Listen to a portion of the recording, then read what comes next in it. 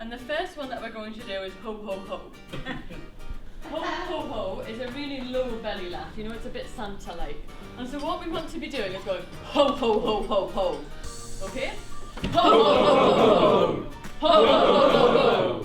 Ho ho ho ho ho. The way we finish off laughter exercises is by having a nice celebration which goes very good, yay!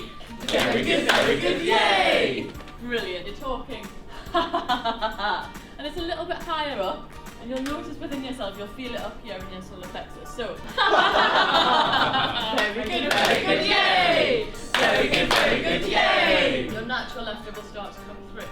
So if that does happen, don't worry about making the specific noise, just allow yourself to laugh, it allows you to relax.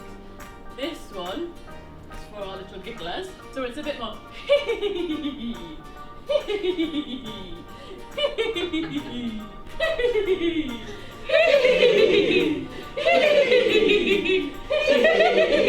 very good, yay! Very good, yay!